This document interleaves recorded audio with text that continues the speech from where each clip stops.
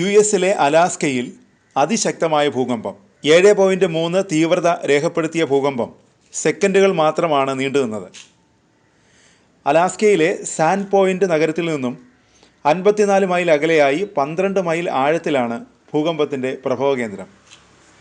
പ്രാദേശിക സമയം 12:37 ഭൂകമ്പം അനുഭവപ്പെട്ടത്. ഭൂകമ്പത്തിന് പിന്നാലെ അലാസ്കയുടെ വിവിധ ഭാഗങ്ങളിൽ സുനാമി മുന്നറിയിപ്പ് നൽകി. കോഡിയാക് ദ്വീപ്, ചിഗ്നിക്, ഗോൾഡ് ബേ എന്നിവിടങ്ങളിലാണ് സുനാമി മുന്നറിയിപ്പ് നൽകിയത്. അധികൃതർ ആവശ്യമായ മുൻകരുതലുകൾ സ്വീകരിക്കുകയും ചെയ്തു.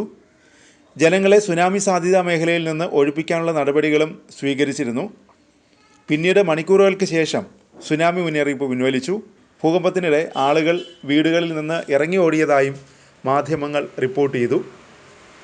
ഭൂകമ്പത്തിൻ്റെ തീവ്രത വെളിപ്പെടുത്തുന്ന ദൃശ്യങ്ങളും പുറത്തു വന്നു. സെക്കൻഡുകൾ മാത്രം നീണ്ടുനിന്ന ചലനത്തിൽ കാറുകളും വീടുകളും കുലുങ്ങുന്നതാണ് ദൃശ്യങ്ങളിലുള്ളത്. 6 സെക്കൻഡ് മാത്രമുള്ള വീഡിയോ ഭൂകമ്പത്തിൻ്റെ തീവ്രത മുഴുവൻ വെളിപ്പെടുത്തുന്നുണ്ട്. യുഎസിലെ ഭൂകമ്പ മേഖലയാണ് അലാസ്ക. യുഎസിൽ ഏറ്റവും അധികം ഭൂകമ്പം നടക്കുന്ന പ്രദേശം. 2021 ജൂലൈയിൽ ഇവിടെ 7.2 തീവ്രത രേഖപ്പെടുത്തിയ ഭൂകമ്പമുണ്ടായി. 1964 മാർച്ചിലുണ്ടായ ഭൂകമ്പമാണ് അലാസ്കയുടെ ചരിത്രത്തിൽ രേഖപ്പെടുത്തിയ ഏറ്റവും വലുത്. 9.2 തീവ്രത രേഖപ്പെടുത്തിയ ഭൂകമ്പത്തിൽ 250-ലധികം ആളുകൾ മരിച്ചിരുന്നു.